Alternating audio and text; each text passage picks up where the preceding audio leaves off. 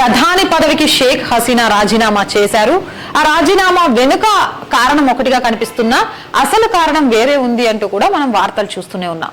ఉద్యోగాల్లో రిజర్వేషన్ల విధానాన్ని వ్యతిరేకిస్తూ చెలరేగిన హింసే తీవ్ర రూపం దాల్చిందా అంటే ఇది పైకి కనిపిస్తుంది మాత్రమే, దీని వెనక చాలా పెద్ద కుట్ర కనిపిస్తోంది అనే విషయాన్ని చాలా మంది రాజకీయ విశ్లేషకులు విమర్శకులు చెప్తూనే ఉన్నారు. వేలాది మంది నిరసనకారులు దేశవ్యాప్తంగా పెద్ద ఆందోళనలు చేయడం, ఆందోళనకారులు ఆయుధాలు పట్టుకొని వాహనాలు, దుకాణాలు, కార్యాలయాలను ధ్వంసం చేయడం ఇక్కడ మనం చాలా క్లియర్ గా చూడొచ్చు. నేను మీకు చూపిస్తాను.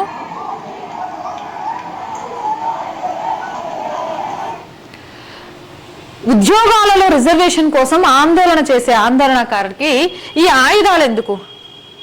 నిజంగా కూడా మనకు కావాల్సింది మనం సాధించాలి అంటే ఆయుధాన్ని పట్టుకోవాలా? వాహనాలను ధ్వంసం చేయాలా? సామాన్య పౌరుల దుకాణాలను ధ్వంసం చేయాలా? కార్యాలయాలను ధ్వంసం చేయాలా? హిందువులు టార్గెట్ గా అడుగులు ముందుకు వేయాలా అంటే అవసరం లేదు. అయితే ఇదంతా రిజర్వేషన్లు అని పైకి కనిపిస్తున్నా ఇస్లామిక్ ఛాందస్తవాదులు హిందువులను టార్గెట్ గా చేసుకుంటూ రెచ్చిపోతున్నారు అనే విషయం చాలా క్లియర్ గా కనిపిస్తూనే ఉంది.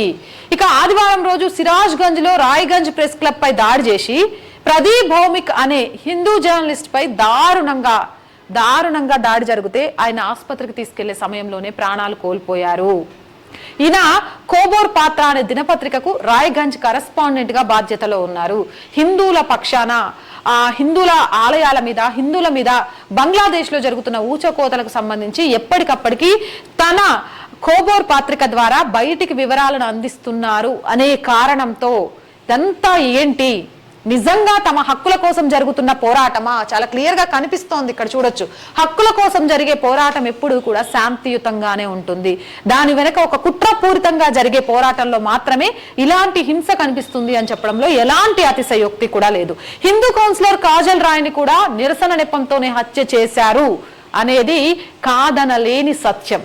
దేశం విడిచి షేక్ హసీనా అయితే భారత్ కి చేరుకున్నారు. ఇక ఏం చెయ్యాలో అర్థం కాని విషయంలో బంగ్లాదేశ్ తగలపడిపోతుంటే ఏం చెయ్యలేక 20 సంవత్సరాలు ప్రధానమంత్రిగా బంగ్లాదేశ్ లో పరిపాలించి ఇంకో 2 సంవత్సరాల్లో బంగ్లాదేశ్ రూపురేఖలు మార్చుతూ బంగ్లాదేశ్ ని అభివృద్ధి పంతాలోకి తీసుకువెళ్లాలన్న షేక్ హసీనా ఆలోచనలను కూడా భయపెడుతూ తన పదవికి రాజీనామా చేయడమే కాదు, ఆ దేశం విడిచి పారిపోయేలాగా చేశారు, వెళ్లిపోయేలాగా చేశారు. ప్రధానమంత్రి సీనియర్ సలహాదారులు మీడియాకు సంకేతాలు ఇచ్చారు. ప్రస్తుతం బంగ్లాదేశ్ లో కర్ఫ్యూ అయితే కొనసాగుతుంది. ఇవాళ నుండి కర్ఫ్యూ ఎత్తేస్తాము అని అక్కడ ఉన్న ఆర్మీ చెబుతున్నప్పటికీ కూడా పరిస్థితులు అయితే ఇంకా సద్దుమనగలేదనే విషయం చాలా క్లియర్ గా అర్థమవుతుంది. అయితే మొత్తం ఇప్పుడు ప్రభుత్వం మొత్తం కూడా సైన్యం చేతుల్లోకి వెళ్ళిపోయింది. ఇలా సైన్యం చేతుల్లోకి గతంలో వెళ్ళిన ప్రభుత్వాలు చూడొచ్చు. మీరు అనుకోవచ్చు శ్రీలంక నుంచి కూడా ప్రధాని పారిపోయాడు కదా, మా ప్రధాని వెళ్ళిపోయాడు కదా, ఇలా చాలా దేశాల నుంచి వెళ్ళి వేరే చోట తలదాచుకున్నారు. కానీ బంగ్లాదేశ్ విషయంలో ఎందుకు అనంటే నిజంగా కూడా బంగ్లాదేశ్ ఇష్యూ వేరు, శ్రీలంక ఇష్యూ వేరు. బంగ్లాదేశ్ కి సంబంధించి భారతీయులు ఖచ్చితంగా ఆలోచించాలి. భారతదేశానికి పెను ప్రమాదాన్ని సృష్టించడానికి ఆర్థికంగా 3వ స్థానంలో భారత్ ఎదిగిన వైనాన్ని తట్టుకోలేని శత్రు దేశాలు భారత్ చుట్టుపక్కల ఉన్న చిన్న చిన్న దేశాల మీద తన ప్రభావాన్ని చూపించుకుంటూ తమ ఆధీనంలోకి తీసుకొచ్చుకునే ప్రయత్నం చేస్తున్నారు. గతంలో కూడా బంగ్లాదేశ్ లో ఇలాంటిది జరగబోతుంది అని ట్విట్టర్ వేదికగా చెప్పడమే కాదు 2025లో ఇదే అనిశ్చితి భారత్ లో రావడానికి కూడా పరిస్థితులు ఉన్నాయి. వాటిని ఎలాగైనా సరే రాకుండా చూసుకోండి అంటూ చాలా మంది మేధావులు ట్విట్టర్ లో పోస్ట్ చేసిన సంగతులు కూడా ఉన్నాయి. చాడా గారు తన ఫేస్బుక్ లో దానికి సంబంధించిన పూర్తి అప్డేట్స్ ను కూడా పెట్టారు. అంతేకాదు ప్రభుత్వాన్ని ఏర్పాటు చేస్తున్నట్టు ఆర్మీ చీఫ్ ప్రకటించాడు. పెద్ద ఎత్తున సైన్యం మోహరించింది. అసలు రిజర్వేషన్ కోటా అంశము, అధికారులు ఆందోళనలు, అధికార పార్టీ శ్రేణుల మధ్య ఇవన్నీ జరుగుతుంటే షేక్ హసీనా తన పదవికి రాజీనామా చేసి వెళ్ళిపోతుంటే భారత్ కి వ్యతిరేకంగా ఒకప్పుడు ఐఎస్ఐ లాంటి ఉగ్రవాదులకు ప్రోత్సాహం ఇచ్చిన మరో మహిళను తీసుకొచ్చి ఆ జైలు నుంచి విడిపించి మరి ప్రధాన పదవిలో కూర్చోబెట్టాలి అని చూస్తున్నారు అంటేనే ఆ దేశంలో ఉన్న ఆలోచన ఏంటి, కుట్ర ఏంటి అనేది చాలా క్లియర్ గా అర్థమవుతుంది. ఇక తాజా పరిస్థితుల నేపథ్యంలో దేశంలో ప్రభుత్వం ఏర్పాటుకైతే సైన్యం సిద్ధమైంది. ఇక శాంతి భద్రతలు మొత్తం కూడా కంట్రోల్లో ఉన్నాయి, చేస్తాము అని చెప్తున్నప్పటికీ అది ఎక్కడా కూడా జరగట్లేదు. ఇక నిరసనకారులు ఢాకాలో ఏదైతే ప్రధాని నివాసం ఉందో షేక్ హసీనా నివాసాన్ని మొత్తం కూడా మోహరించేశారు. దరిద్రం ఏంటంటే కుర్చీలు, టేబుళ్ళు, సోఫాలు, ఆమె కట్టుకున్న చీరలు, ఫ్యాన్లు ఎత్తుకుపోతున్నారు. అసలు వీళ్ళ ఆందోళన దేనికోసం? రిజర్వేషన్ అంశం కోసమా? రిజర్వేషన్ అంశం కోసమే అయితే రాజీనామా తర్వాత ఏర్పడబోయే ప్రభుత్వం ఆ రిజర్వేషన్ అంశాన్ని ఎలా పరిగణిస్తుంది అనేది చూసి దాని మీద ముందుకెళ్ళాలి. లేకపోతే నెక్స్ట్ ఏ ప్రభుత్వం ఏర్పడుతుంది, దేశంలోని పరిస్థితి అంతా కూడా శాంతియుతంగా చేయాలి. కానీ అక్కడ జరుగుతుంది ఏంటి? బంగ్లాదేశ్ సైనిక హెలికాప్టర్ తన అధికార నివాసం బంగాబజర్ నుంచి బయలుదేరిన వెంటనే ఆమెతో పాటు పాపం ఆమె చెల్లెలు షేక్ రెహానాను కూడా సురక్షిత ప్రదేశానికి తీసుకెళ్లబోతున్నట్టు కూడా కథనాలు వచ్చాయి. ఆ సురక్షిత ప్రదేశం ఎక్కడో కాదు, ప్రపంచంలో ఎవరికి ఏ కష్టం వచ్చినా చివరికి శరణార్థులుగా చేరేది భారత్కే. ఏ మతమైనా ఎవరైనా శరణార్థులుగా బ్రతకాలి అంటే ఎలాంటి ప్రాబ్లం లేకుండా ఆదరించి వాళ్ళ కష్టంలో నుంచి బయట పడేయగల పెద్ద మనసున్నది భారతదేశానికి మాత్రమే. ఇక ఇలానే షేక్ హసీనా కూడా భారతదేశంలోని త్రిపుర రాజధాని అగర్తలకు వచ్చినట్టు కథనాలను చూస్తూనే ఉన్నాం. గత 5 దశాబ్దాలుగా కనీవిని ఎరుగని హింసాయుత సంఘటనలు చోటు చేసుకోవడం, గత 3 రోజులుగా సుమారు 300 మంది చనిపోవడం, ఆమె చర్చలకు ఆహ్వానించిన ఉద్యమకారులు తిరస్కరించి ఆమె రాజీనామాకు పట్టుబడడంతో ఆమెకు వేరే ఏ మార్గము లేక రాజీనామా చేసి ఆదివారం రోజున దాన్ని కంట్రోల్ చేయాలని తన చెల్లెలతో సహా, అది అర్థమైపోయింది అక్కడ కంట్రోల్ కాదు, వాళ్ళ అంతిమ ఆలోచన ఏంటి అనేది చాలా క్లియర్ గా తెలిసిన నేపథ్యంలో ఢాకాలో విధ్వంసం సృష్టించబోతున్నారని తెలుసుకొని వెంటనే తన చెల్లెలతో సహా బంగ్లాదేశ్ వదిలిపెట్టి రావాల్సిన పరిస్థితి వచ్చింది. ఆమె ఇలా వచ్చిందో లేదో షేక్ ముజీబుర్ విగ్రహాన్ని కూడా ధ్వంసం చేశారు. పిఎం అధికార నివాసాన్ని అయితే ఘోరంగా నాశనం చేసేసిండ్రు. ఇక లోపలికి చొచ్చుకొని వెళ్ళి ఆమెకు సంబంధించిన పేపర్లు కానివ్వండి, చీరలు కానివ్వండి, అన్ని దోచుకొని వెళ్లిన వైనాన్ని కూడా చూసాం. 300 మందికి పైగా మృతి చెందినట్లు స్థానిక మీడియా చెప్తోంది. బంగ్లాదేశ్ లో పరిణామాలు వేగంగా మారిపోతుంటే షేక్ హసీనా మంత్రి పదవి రాజీనామా చేసిన నేపథ్యంలో ఆర్మీ చీఫ్ చాలా కీలక ప్రకటనలే చేశారు. ఆ శాంతి భద్రతలను అదుపులోకి తీసుకొస్తామని చెప్పారు. అవేవి కూడా అక్కడ జరగట్లేదు. ఢాకా ట్రిబ్యూన్ తన రిపోర్ట్ లో చాలా విషయాలు తీసుకొచ్చింది. బీబీసీ కూడా అగర్తాలా వెళ్తున్నట్టు చెప్పింది. అన్ని జరిగినా కూడా చివరికి ఆమె భారత్ కి వచ్చినట్టుగా కూడా తెలుస్తోంది. గతంలో కూడా ఇందిరాగాంధీ హయాంలో కూడా ఇలాంటి ఒక సిచ్యువేషన్ వచ్చినప్పుడు షేక్ హసీనా 6 సంవత్సరాల పాటు భారతదేశంలో ఉన్నట్టుగా కూడా కొంత సమాచారం అయితే మనకు తెలుస్తోంది. అయితే 15 ఏళ్లుగా బంగ్లాదేశ్ ని పరిపాలిస్తున్న షేక్ హసీనా అసలు జరిగిన పరిణామాలన్నీ కూడా ఒక సవాలనే చెప్పుకోవచ్చు. ఎందుకు రిజర్వేషన్ ప్రతిపాదికనమే ఆందోళన చేస్తున్నామని చెప్పారు, కానీ మరో పక్క నుంచి చూస్తే ఆయుధాలు పట్టుకొని తిరుగుతున్నారు. జిల్లాలకు వచ్చే మార్గాలన్నింటినీ మూసేశారు. 13 మంది పోలీసులను సజీవ దహనం చేశారు. అసలు ఏమవుతుంది, అక్కడ జరిగేది ఏంటి అనేది ఆవిడకి అర్థం కాని ఒక సందిగ్ధంలోకి వెళ్ళిపోయారు. ఎంత దారుణము అనంటే ఆవిడ బయటికి రాగానే షేక్ హసీనా తండ్రి ముజిబూర్ రెహమాన్ విగ్రహాన్ని ఎంత ఘోరంగా ఆందోళనకారులు ధ్వంసం చేశారు, అలాగే ఎన్ని చోట్ల ఏమంటారు నిప్పు పెట్టారు అనేది చూస్తుంటే ఒళ్ళు గగ్గూలు పెడుతోంది. ఎన్ని వాహనాలు, అలాగే మైనారిటీలైన హిందువులపై పాశవికంగా దాడులు జరుగుతున్నాయి. కనిపించిన దేవాలయాలు, హిందూ కుటుంబాలే లక్ష్యంగా అటాక్ చేస్తున్నారు. చటోగ్రామ్ లో హత్జురి సబ్ జిల్లాలోని షికర్పూర్ ప్రాంతంలో దుర్గాదేవి ఆలయంపై కొంతమంది జిహాదీ ఉగ్రవాదులు దాడి చేశారు. దుర్గాదేవి ఇతర దేవతల విగ్రహాలను ఆందోళనకారులు ధ్వంసం చేశారు. ఇక సిరాజ్ గంజ్ లో రాయ్గంజ్ ప్రెస్ క్లబ్ పై దాడి జరిగింది. భౌమిక్ అనే హిందూ జర్నలిస్ట్ ని దారుణంగా హత్య చేసేశారు. హాస్పిటల్కి తీసుకెళ్లే టైంలోనే తను చనిపోయాడు. ఇక అంతేకాదు మరోవైపు హిందూ కౌన్సిలర్ గా పనిచేస్తున్న కాజల్ రాయ్ని హత్య చేసేశారు. ఇక బంగ్లాలో జరుగుతున్న అల్లర్లకు సంబంధించి ఒక్కొక్క వీడియో సోషల్ మీడియాలో బయటకు వస్తుంటే మనిషి బ్రతికుండంగా వెళ్లి నిప్పు పెడుతున్న వైనాన్ని చూస్తుంటే గ్రూపులుగా అక్కడ చేస్తున్న దాడులను చూస్తుంటే ఒళ్ళు గగ్గూలు పుడుతోంది కాదు, భయమేస్తోంది. హిందూ మహిళలను కిడ్నాప్ చేయడం, తీసుకెళ్లడం, అత్యాచారాలు చేయడం, దానికి సంబంధించిన వీడియోలు సోషల్ మీడియాలో రావడం, ఒక భయానక పరిస్థితిలో మహిళలు బిక్కుబిక్కుమంటూ గడుపుతున్నారు అక్కడ అని చెప్పొచ్చు. ఎంత దరిద్రము అనంటే ఆడపిల్లలు హిందువులే టార్గెట్ గా అక్కడ జరుగుతుంది. హిందూ ఆడపిల్లలు, హిందూ సనాతన ధర్మ ఆలయాలు ఇవే టార్గెట్ గా జరుగుతున్నాయి. తమని కాపాడాలి అంటూ వేడుకుంటూ ఆర్మీకి అందరికీ చెప్తున్నా కూడా దాన్ని నిర్వహించలేకపోతోంది ఆర్మీ. అంటే ఏమనాలి, అసలు బంగ్లాదేశ్ పరిస్థితులను చూస్తుంటే భయాందోళన అవుతున్నాయి. నేను మీకు ఇంకొక వీడియో కూడా చూపిస్తాను.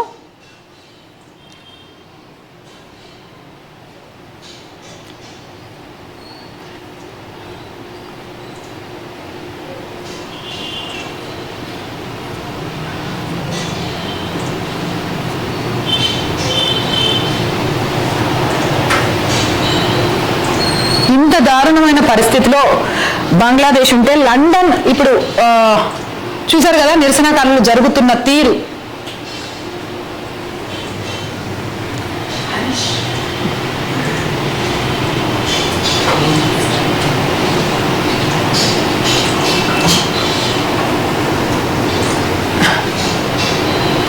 దీంతో పాటు నేను ఇంకో వీడియో మీకు చూపిస్తాను. ఆ అమ్మాయి ఒక హిందువు, తను మొన్ననే ఫ్రెండ్షిప్ డే రోజు తన ముస్లిం ఫ్రెండ్స్ అందరితో కలిపి కూడా ఫ్రెండ్షిప్ డేని చాలా గ్రాండ్ గా చేసుకుంది.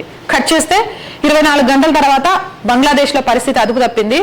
తన సొంత స్నేహితురాలు అని కూడా చూడకుండా ఆ స్నేహితురాలి కుటుంబాన్ని మొత్తం కూడా తగలబెట్టేసింది. ఆ అమ్మాయి ఏడుస్తూ ఒక వీడియో చేసింది. నిజంగా చాలా చాలా చాలా బాధ అనిపించింది. 10 నిమిషాలు ఉంటుంది ఆ వీడియో. ఖచ్చితంగా మన ఛానల్లో అప్లోడ్ చేస్తా. ఏమంటారు, భావోద్వేగాలకి భాష సంబంధం లేదు అంటారు కదా, ఆ అమ్మాయి భావోద్వేగాలను చూడండి. ఖచ్చితంగా ఆ వీడియో మన దాంట్లో ఉంటుంది. ఎంత ఘోరంగా, ఎంత దరిద్రంగా ఉంది బంగ్లాదేశ్ లో పరిస్థితి అంటే, ఇప్పుడు భారత్ కి అతి పెద్ద సవాల్ అస్సాం నుంచి, పశ్చిమ బెంగాల్ నుంచి అక్కడ శరణార్థులుగా ఉన్న హిందువులతో పాటు అక్కడ కొంతమంది ముస్లిమ్స్ కూడా భారత్లోకి చొరబడే అవకాశం ఉంది. ఇక షేక్ హసీనాకు సంబంధించి భారత్ గతంలో లాగే ఇక్కడే ఉండనిస్తుందా? ఇప్పటికే దానికి సంబంధించి క్యాబినెట్ మీటింగ్ కూడా జరుగుతున్నట్టుగా తెలుస్తోంది. ఒక పక్క నుంచి అయితే లండన్ ఆవిడ రావడానికి సంబంధించి ఎలాంటి అనుమతి ఇచ్చినట్లేదు. బ్రిటన్ ప్రభుత్వం ఏం చెప్తుంది అనే దాంట్లో ఎదురుచూపులో షేక్ హసీనా ఉంది. ఒక మహిళా ప్రధాని 15 సంవత్సరాలు దేశాన్ని పాలించింది. దేశాన్ని అభివృద్ధి దిశలో తీసుకెళ్లాలి అనే ఆలోచన చేసింది. ఈ రోజు ఎక్కడ బ్రతకాలి, నన్నెవరు రాణిస్తారు అనే ఎదురు చూపుల మధ్య బిక్కుమంటూ భారత్లో తలదాచుకుంది తన చెల్లితో సహా. ఏం జరుగుతోంది ఇక్కడ? నిజంగా అజిత్ దోవెల్తో పాటు ప్రధాని నరేంద్ర మోదీని, అలాగే అమిత్ షాని, జైశంకర్ని మనందరం కూడా మనస్ఫూర్తిగా అభినందించడం కాదు, ఇలాంటి నాయకత్వం భారతదేశంలో ఉన్నందుకు నిజంగా గర్వపడాల్సిన అవసరం ఉంది. ఎప్పుడైతే ఆమె ఫ్లైట్ ఎయిర్లోకి వెళ్ళిందో వెంటనే మన పరిసర ప్రాంతాల్లో ఉన్న వాళ్ళు గమనించి ఆమె ఫ్లైట్ జాగ్రత్తగా రావడానికి చుట్టుపక్కల మన ఎయిర్ ఫోర్స్ కి సంబంధించిన కొన్ని ఫ్లైట్స్ ఆమెను కాపాడుకుంటూ తీసుకొని వచ్చాయట. ఇక ముస్లిమ్స్ కూడా ముస్లింలతో భయమే అనేది బంగ్లాదేశ్ విషయంలో చాలా క్లియర్ గా కనబడ్డది. నిజంగా రిజర్వేషన్ల ప్రతిపాదిక అయితే షేక్ హసీనా ఆమె వర్గానికి వాళ్ళ వర్గానికి సంబంధించిన ఆవిడే, కానీ ఆవిడ్ని కూడా మట్టుబెట్టాలి, ఆవిడ వర్గానికి సంబంధించిన ఒక గొప్ప వ్యక్తి విగ్రహాన్ని కూడా కూల్చేయాలి అని చూస్తున్నారంటే మత ఛాందస్సవాదంలో కూడా ఇంకొక కనబడని పైశాచికత్వం ఉంది అనేది చాలా క్లియర్ గా అర్థమవుతుంది.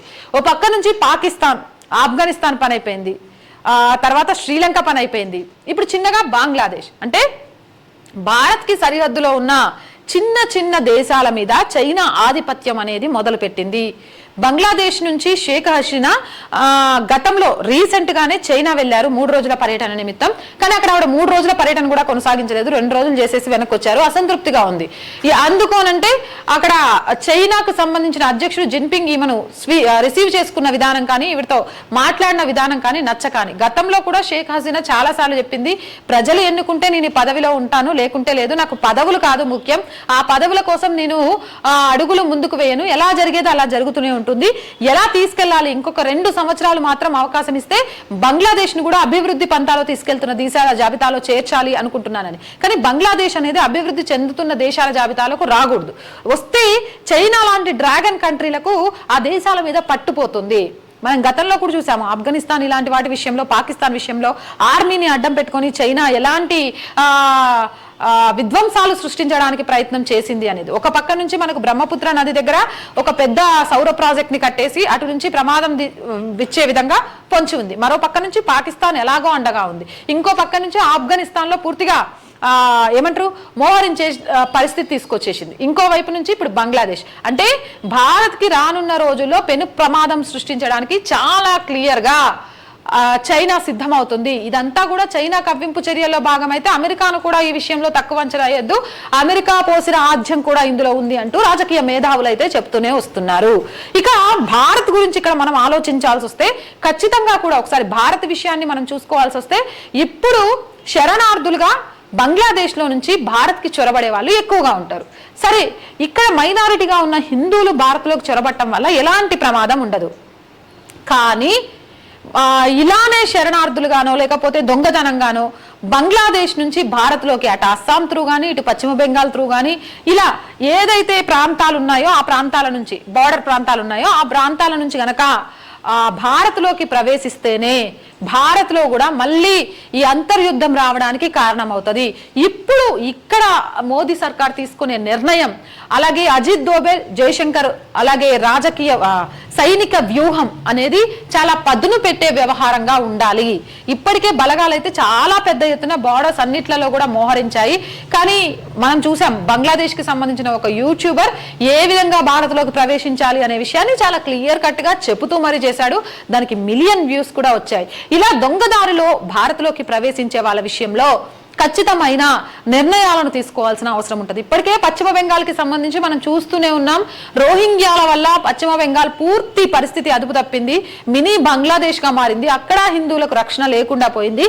కానీ ఎందుకో కొత్తగా దీనికి సంబంధించి మమతా బెనర్జీ కొత్త రాగం వినిపిస్తోంది. కేంద్ర ప్రభుత్వం ఏ నిర్ణయం తీసుకుంటే ఆ నిర్ణయానికి కట్టుబడి ఉంటానని. అది మనసులో నుంచి వచ్చిందా, గొంతులో నుంచి వచ్చిందా, అవసరపూరితంగా వచ్చిందా తెలియదులే, కానీ ఆ నిర్ణయానికి ఆవిడ కట్టుబడి ఉంటే ఖచ్చితంగా కూడా భారత్లో బంగ్లాదేశ్ నుంచి పశ్చిమ బెంగాల్లోకి వచ్చే రోహింగ్యాలకు కొంత కట్టుదట్టు వేయొచ్చు. అంతేకాదు, మీకు గుర్తుందో లేదో, ఇదే పశ్చిమ బెంగాల్కి సంబంధించి ఒక రహస్య దారి పశ్చిమ బెంగాల్ టు వయా బంగ్లాదేశ్ ఒక లోపల నుంచి సొరంగ మార్గం కూడా ఉంది. ఒక బంగారం వ్యాపారం విషయంలో దొంగ బంగారంకి సంబంధించి పోలీసులు ఎంక్వైరీ చేస్తూ అతన్ని అదుపులోకి తీసుకోవడానికి వెళ్ళినప్పుడు ఆయన ఇంటిలో ఈ సొరంగ మార్గాన్ని కనుగొన్నారు, బంగ్లాదేశ్ లో నుంచి పశ్చిమ బెంగాల్లోకి అడుగు పెట్టడానికి. ఇలా సొరంగ మార్గాల ద్వారా, పక్కదారుల ద్వారా మనకే తెలియకుండా భారతదేశంలోకి రోహింగ్యాలు పెద్ద ఎత్తున వచ్చి చేరే ప్రమాదం ఉంటుంది. అదే గనక జరిగితే ఈ రోజు ఈ క్షణం భారతదేశానికి పెద్ద పెను ప్రమాదం రాకపోవచ్చు, కానీ 2025లో ఇదొక పెను ప్రమాదంగా మారబోతుంది. మనం చూస్తున్నాం పశ్చిమ బెంగాల్లో రోహింగ్యాలు పెరిగిన నేపథ్యంలో అక్కడ పరిస్థితులు పూర్తిగా భారతదేశ న్యాయ చట్ట వ్యవస్థకు విరుద్ధంగా షరియా చట్టాలను అమలు చేసుకోవడానికి సిద్ధమైపోతున్నాం అని చెప్పే పరిస్థితులకు కూడా వచ్చేసింది.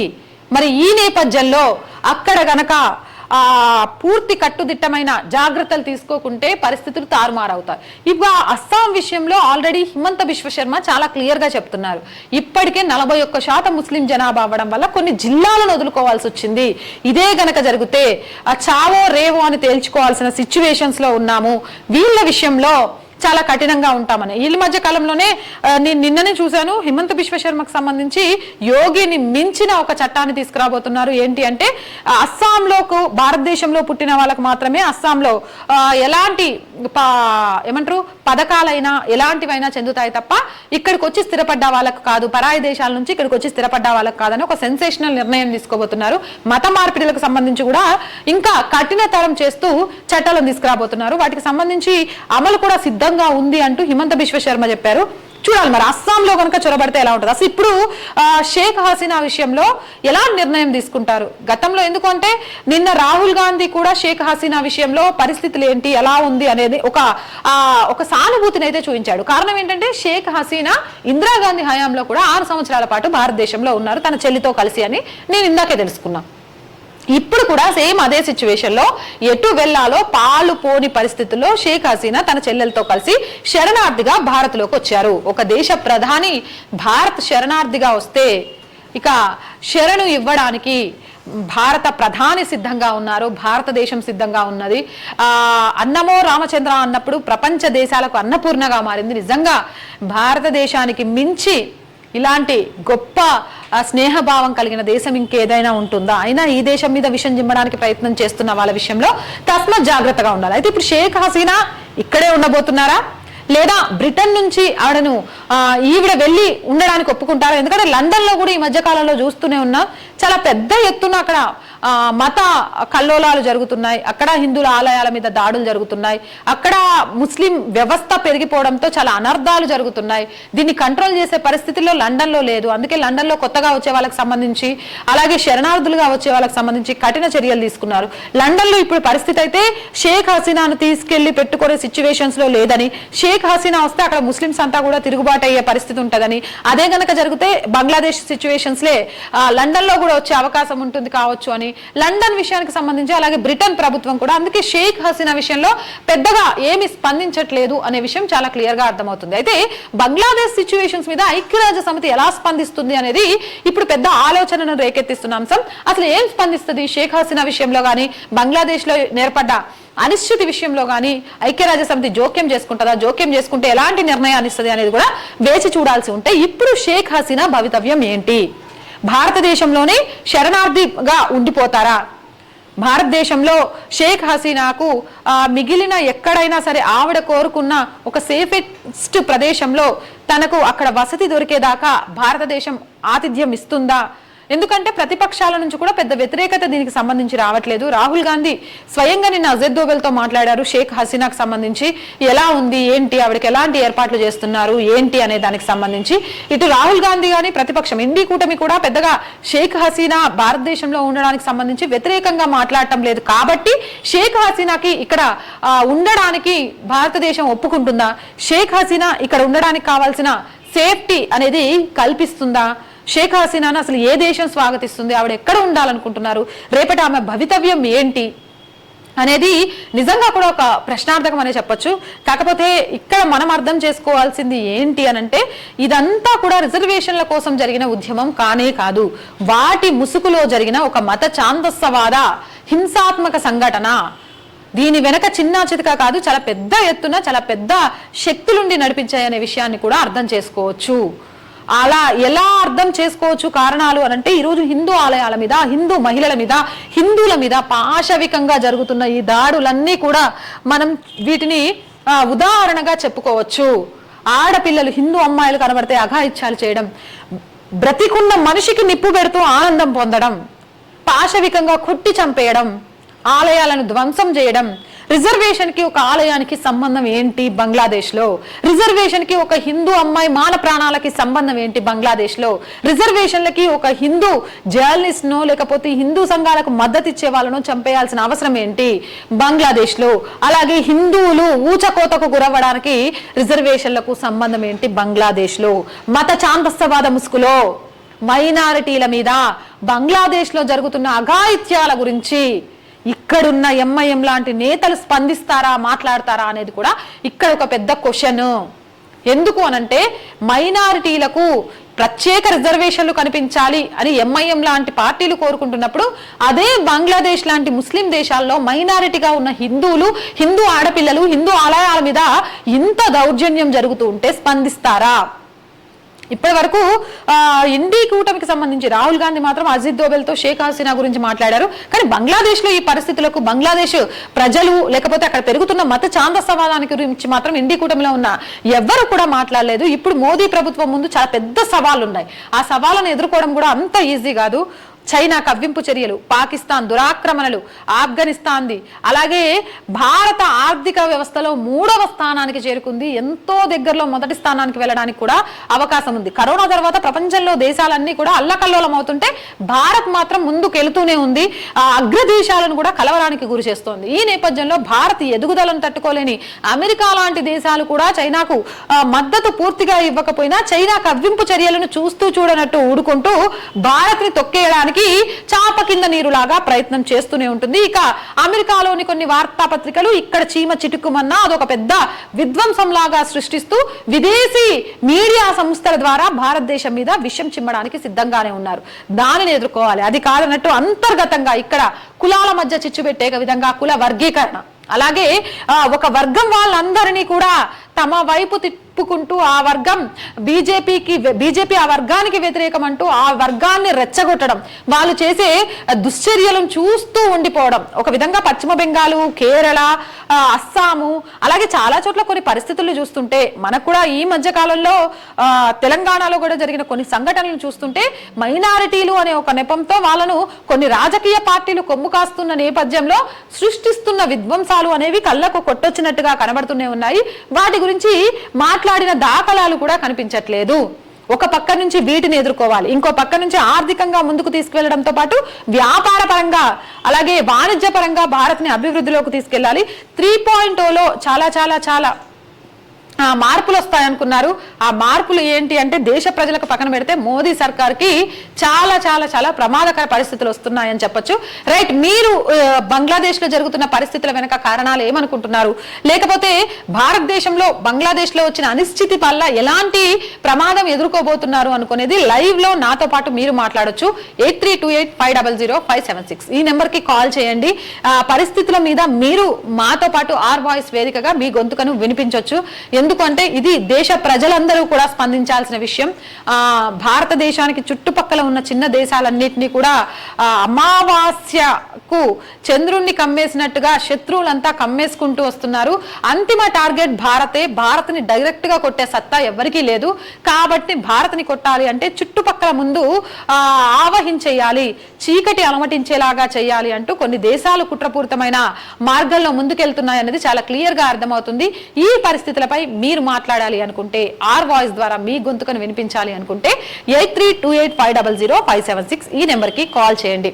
ఈ నెంబర్ కి కాల్ చేయడం ద్వారా బంగ్లాదేశ్ లో ఏర్పడ్డ అనిశ్చితితో పాటు ఇప్పుడు పశ్చిమ బెంగాల్, అస్సాంతో పాటు సరిహద్దు రాష్ట్రాల్లో ఉండే పరిస్థితులు ఏ విధంగా ఉంటాయి అనుకుంటున్నారు, భారత్ షేక్ హసీనాకు సంబంధించి శరణార్థిగా ఎన్ని రోజులు ఉంచుకుంటుంది అనుకుంటున్నారు, గతంలో లాగా షేక్ హసీనా ఇక్కడే సెటిల్ అయ్యే అవకాశం ఉందనుకుంటున్నారా, షేక్ హసీనా ఇక్కడ సెటిల్ అవ్వడం కరెక్ట్ అనుకుంటున్నారా, కాదనుకుంటున్నారా, మోదీ ప్రభుత్వం ఇప్పుడు ఎలాంటి నిర్ణయాలను తీసుకోబోతుంది అనుకుంటున్నాం, ప్రతిపక్షాలు దీన్ని ఎలా ఉపయోగించుకుంటాయి, దేశంలో పరిస్థితులు ఎలా మారబోతాయి అనుకుంటున్నారు అనే దానికి సంబంధించి మీ అభిప్రాయాన్ని కూడా ఆర్ వాయిస్ వేదికగా మీ గొంతుక ద్వారా వినిపించవచ్చు.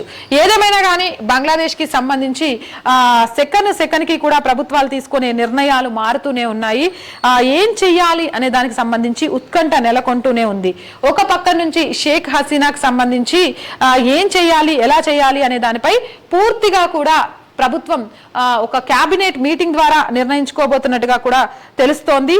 ఇక దీనికి సంబంధించి మోదీ ప్రభుత్వం ఇప్పుడు అక్కడి నుంచి వచ్చే శరణార్థుల విషయంలో ఎలాంటి నిర్ణయం తీసుకుంటది అనేది చూడాలి. ఇక ఒక పక్కన షేక్ హసీనాకు సంబంధించి అఖిలపక్ష సమావేశం ముగిసినట్టుగా కూడా తెలుస్తోంది. అంతేకాదు షేక్ హసీనాకి ఇంకొంచెం సమయం ఇవ్వాలి నిర్ణయం తీసుకోవడానికి అని కూడా నిర్ణయించినట్టు తెలుస్తోంది. పార్లమెంట్ భవనంలో అఖిలపక్ష సమావేశం అయితే ముగిసింది. బంగ్లాదేశ్ పరిస్థితులను షేక్ హసీనాకు ఆశ్రయం కల్పించడంపై అఖిలపక్ష నేతలకు వివరించారు జయశంకర్. సరిహద్దుల్లో పటిష్టమైన రక్షణ చర్యలు తీసుకున్నట్లు చెప్పారు. ప్రభుత్వ నిర్ణయానికి సంపూర్ణ మద్దతు తెలిపింది అఖిలపక్షం. షేక్ హసీనాకు మరింత సమయం ఇవ్వాలని నిర్ణయం తీసుకుంది. భారతీయుల్ని తరలించేంత ప్రమాదకరంగా అక్కడి పరిస్థితులు లేవని చెప్పారు. ఈ భేటీకి అధికార పక్షం తరపున రక్షణ మంత్రి రాజ్నాథ్ సింగ్, హోంమంత్రి అమిత్ షా, జేపీ నడ్డా, కాంగ్రెస్ పార్టీ తరపు నుంచి రాహుల్ గాంధీ, వేణుగోపాల్ తో పాటు ఎస్పీ, టీఎంసీ తదితర పార్టీ నేతలు హాజరయ్యారు. ఈ నేపథ్యంలో మరికొంత సమయాన్ని ఇవ్వాలి షేక్ హసీనాకి అనేది ఇక్కడ ఈ భేటీలో కేబినెట్ భేటీకి సంబంధించి అఖిల పక్షాలు కూడా తీర్మానం చేసుకున్నట్టుగా తెలుస్తున్నాయి. అయితే షేక్ హసీనాకి మరికొంత సమయం ఇవ్వడం వరకు ఓకే, కానీ షేక్ హసీనాకు సంబంధించి యూకే ఆశ్రయం ఇస్తుందా ఇవ్వదా, ఇది ఇప్పుడు ఇక్కడ పెద్ద క్వశ్చన్ మార్క్ గా మారింది. ఎందుకంటే షేక్ హసీనా ఇక్కడి నుంచి యూకే వెళ్ళాలి అనే ఆలోచనతో వచ్చారు. కాకపోతే ఇప్పుడు యూకే నుంచి ఎలాంటి సమాచారం రాకపోవడంతో ఇక్కడే ఉండాలి అనే నిర్ణయం తీసుకున్నట్టుగా కూడా తెలుస్తోంది. దీనికి సంబంధించి జాతీయ మీడియాలో కూడా కొన్ని వార్తలు అయితే వస్తున్నాయి. షేక్ హసీనా రాజకీయ శరణార్థిగా లండన్ లో ఆశ్రయం కోరుతున్నట్టుగా తెలుస్తోంది. ఇంకా బ్రిటన్ ప్రభుత్వం మాత్రం ఈమెకు ఆశ్రయం ఇవ్వడానికి మాత్రం ఒప్పుకోలేదు. భారత్ లో ఉండేందుకు ప్రభుత్వం అయితే తాత్కాలికంగా అనుమతులు ఇచ్చినాయి. కథనాలు ఇప్పుడు మనం చూసాం. కేబినెట్ భేటీలో కూడా విపక్షాలన్నీ కూడా దీనికి అనుమతి తెలిపాయి. తాత్కాలికంగా ఆమె ఇక్కడ ఉండడానికి కూడా అనుమతులు ఇచ్చారు. ఈ సమయంలో హసీనాకు భారత్ సంస్థాగత పూర్తి సహకారం అందిస్తున్నట్లు తెలుస్తోంది. మనం ఇప్పుడు విపక్షాలను కూడా అభినందించాలి. ఎందుకు అనంటే మంచి చేసినప్పుడు కంపల్సరీ అప్రిషియేట్ చేయాలి. ఒక మహిళగా 15 సంవత్సరాల నుంచి 18-20 సంవత్సరాల వరకు కూడా బంగ్లాదేశ్ ని పరిపాలిస్తూ అక్కడ సంస్థాగత మార్పులు తెస్తూ భారత్తో సత్సంబంధాలు పెట్టుకున్న ఒక మహిళా ప్రధాని కూడా ఈరోజు వదిలి పారిపోయేలాగా చేసిన సంస్కృతి అక్కడ కుహానా శక్తులదైతే, శరణార్థిగా ఎవరొచ్చినా భారతదేశం ఎప్పుడూ కూడా తల్లిలాగా తన స్థానం కల్పిస్తుంది అని భారత్లోని ప్రభుత్వం నిర్ణయం తీసుకుంటే ఆ నిర్ణయానికి ఒక మహిళగా తనకి ఇంకొంత సమయం ఉండడానికి అవకాశం ఇవ్వాలి అని విపక్షాలు ఒప్పుకోవడం అనేది కూడా హర్షించదగ్గ విషయం. ప్రస్తుతానికైతే షేక్ హసీనా ఇక్కడ ఉండడానికి అఖిల పక్షాలైతే యాక్సెప్ట్ చేశాయి కొంతకాలం. కానీ ఈవిడ బ్రిటన్లో ఉండడానికి ఏదైతే పెట్టిందో దాన్ని బ్రిటన్ ప్రభుత్వం ఒప్పుకుంటుందా లేదా అనేది చూస్తే ఐక్యరాజ్య సమితి నేతృత్వంలో దర్యాప్తు జరపాలి అనే అభిప్రాయం విషయంలో ఏం జరుగుతుంది, దర్యాప్తు జరుగుతుందా లేదా, ఇది యూకే విదేశాంగ కార్యదర్శి అధికారిక ప్రకటన చేశారు. మరి ఆ ప్రకటనను ఐక్యరాజ్య సమితి చూస్తుందా లేదా అనేది చూడాలి. ఇక మొత్తానికి షేక్ హసీనాకు సంబంధించి భారత ప్రభుత్వం అయితే అఖిల పక్ష సమావేశంలో ఒక నిర్ణయానికి వచ్చినట్టుగా కూడా తెలుస్తోంది. దీనికి సంబంధించి షేక్ హసీనాకి ఆశ్రయం కల్పించాలి మరికొంత సమయం, తనకు ఎక్కడికి వెళ్ళాలి అనే ఒక నిర్ణయానికి వచ్చే వరకు అనే విషయం చాలా క్లియర్ గా అర్థమవుతుంది. ఇక అంతేకాదు ఇక్కడ దౌర్భాగ్యమైన విషయం ఇంకొకటి నేను ఇందాక చెప్దాం అనుకుని మర్చిపోయినా, ఈయన మీ అందరికీ తెలిసే ఉంటది, బంగ్లాదేశ్ క్రికెటర్. బంగ్లాదేశ్ చాలా సార్లు క్రికెట్ లో గెలవడానికి కారణమైన వ్యక్తి. కానీ ఈరోజు ఈయన ఆస్తుల్ని కూడా తగలబెట్టేసిండ్రు. ఇది ముఖ్యంగా హిందూ ముస్లిం భాయి భాయి అగాయిస్వాద్ అని మాట్లాడుతూ ఉంటారు కదా, వాళ్ళ కోసమే చెప్తున్నా. బంగ్లాదేశ్ ముస్లిం దేశం గెలవడానికి నేను దేశ పౌరుడిగా నా బాధ్యత అనుకొని క్రికెట్ ఆడి గెలిపించిన క్రికెటర్ని ఈరోజు అక్కడున్న ముస్లింలు ఆ క్రికెటర్ ఇల్లుతో సహా పూర్తిగా తగలబెట్టేశారు. అది ఎంత ఘోరమైంది అని అంటే ఇక్కడ మత ఛాందస్యవాదం ఏ విధంగా పెరిగిపోయింది బంగ్లాదేశ్లో అని చెప్పడానికి ఒక ఉదాహరణగా చెప్పుకోవచ్చు. ఇంతేకాదు అరవింద్ అనే ఆయన, నేను ఇందాక చెప్పా కదా, గత నెల అరవింద్ అనే ఆయన నవంబర్ 3, 2023లోనే అంటే గత సంవత్సరమే బంగ్లాదేశ్లో ఇలాంటి పరిస్థితి రాబోతుంది అంటూ కూడా ఒక ట్వీట్ పెట్టారు. Soon we can see protests and Bangladesh for regime change opposite, it will take an Islamic turn, Hindus may get targeted, Hasina blamed and anti-Indian sentiment will be unleashed. ఇది ఆయన పెట్టిన ట్వీట్ మోడీకి వీళ్ళందరికీ కూడా ట్వీట్ చేశారు. అంతేకాదు దీంతో పాటు ఆయన ఇంకో ట్వీట్ కూడా చేశారు, ఇదే ప్రమాదం 2025లో భారత్లో రాబోతోంది అని. ఇప్పుడు కనుక సరైన అడ్డుకట్ట వేయకపోతే ఖచ్చితంగా 2025లో ఇండియాలో ఇలాంటివి ఎక్స్ప్లోడ్ అయ్యే అవకాశం ఉంటుంది.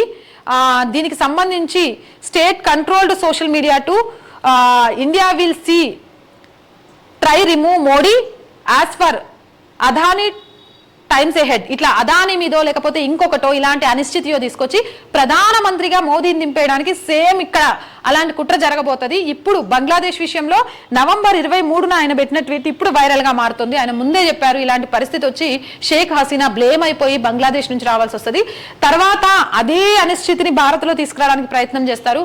మోదీ కూడా తన పదవికి రాజీనామా చేసే స్థితికి తీసుకొస్తారని. బట్ ఐ థింక్ మోదీ కానీ బీజేపీ గవర్నమెంట్ కానీ భారతదేశంలో పౌరులు కానీ అంత నిస్సహాయక స్థితిలోకి వెళ్ళరు అనుకుంటున్నాను, ఆలోచించే ధోరణి ఉంటుంది అనుకుంటున్నాను. కాకపోతే చెప్పలేం, ఎందుకంటే ఇప్పటికే ఆల్రెడీ కులాల పేరుతోటి రెచ్చగొట్టడం స్టార్ట్ చేశారు. దీంతో పాటు కమలానంద భారతి కూడా దీని మీద పూజ్యశ్రీ కమలానంద భారతి స్వామి వారు కూడా దీని మీద స్పందించారు. బంగ్లాదేశ్ లో ఏర్పడిన అనిశ్చితి పరిస్థితులు, మన దేశంపై వాటి మీద పడే ప్రభావం, దేశ ప్రజలు ఏ విధంగా ఉండాలి, ప్రపంచంలో సుఖశాంతులతో వర్ధిల్లుతుంది భారతదేశం మరో బంగ్లాదేశ్ గా కాకుండా ఉండాలి అంటే నిజంగా కూడా ఆయన మాట్లాడిన మాటలు షాకింగ్ కి గురి చేస్తాయి. అంత లోతుగా మాట్లాడారు. దీనికి సంబంధించిన వీడియో కూడా మనం ఆర్ వాయిస్ ఛానల్లో అప్లోడ్ చేసాం, మీరు ఆ వీడియోను కూడా చాలా క్లియర్ గా చూడొచ్చు. ఇక మనం బార్డర్ దేశాల గురించి మనం చెప్పుకోవాల్సి వస్తే పాక్ పని అయిపోయింది, శ్రీలంక పని అయిపోయింది, మయన్మార్ పని అయిపోయింది, నేపాల్ పని అయిపోయింది, ఇప్పుడు బంగ్లాదేశ్ వరుస పెట్టి 5. ఇక మిగిలిన్నది ఏంటి ప్రశాంతంగా అంటే భారత్ ఒక్కటే. మరి భారత్ మీద వీళ్ళు విధ్వంసం చేయడానికి చుట్టుపక్కల ఉన్న చిన్న చితక దేశాలను అయితే ఆక్రమించుకుంటూనే వస్తున్నాయి. చూడాలి మరి ఆక్రమణ నేపథ్యంలో భారత్ ఎంత స్ట్రాంగ్ గా అవుతుంది, మోదీ ప్రభుత్వం ఎలాంటి కఠిన నిర్ణయాలు తీసుకుంటారు అనేది. ఏదేమైనా బంగ్లాదేశ్ లో అనిశ్చితికి సంబంధించి ఎప్పటికప్పుడు అప్డేట్స్ ని ఆర్ వాయిస్ ద్వారా మీకు అందిస్తూనే ఉంటాము. మీరు కూడా మీ అభిప్రాయాల్ని కామెంట్ రూపంలో తెలియజేయాలి అనుకున్న వాళ్ళు, ఇలాంటి వీడియోలు మిస్ అవ్వకుండా ఉండాలి అంటే మన ఛానల్ ని వెంటనే సబ్స్క్రైబ్ చేయండి. ప్రతి ఒక్కరూ ఛానల్ కి సపోర్ట్ గా నిలవండి, లైక్ చేయండి, షేర్ చేయండి. మళ్ళీ ఇంకో వీడియో ద్వారా బంగ్లాదేశ్ కి సంబంధించిన అప్డేట్స్ తో మీ ముందుకు వస్తాను. మొత్తానికైతే ప్రస్తుతానికి కొంతకాలం షేక్ హసీనా ఇక్కడ ఉండడానికి విపక్షాలు కూడా ఓకే చేశాయి కేబినెట్ భేటీలో. ఇక తదుపరి ఆవిడ ఎక్కడికి వెళ్తారు ఏంటి అనే దాంతో పాటు పెద్ద ప్రమాదం అయితే లేదు, అన్ని రకాల కట్టుదిట్ట చర్యలు తీసుకున్నామని అజిత్ దోబెల్తో పాటు జయశంకర్ కూడా చెప్పారు. కాబట్టి కొంత మనం ఊపిరి పీల్చుకోవచ్చిన ఎవరైతే నిస్సహాయులుగా శరణార్థులుగా దొంగదారిలో భారత్లోకి అడుగు పెడతారో వాళ్ళ విషయంలోనే పూర్తి కంట్రోల్ చేయాల్సిన అవసరం ఉంది. మీ అభిప్రాయం ఏదైనా కామెంట్ సెక్షన్ లో తెలియజేయండి. Stay with us. జై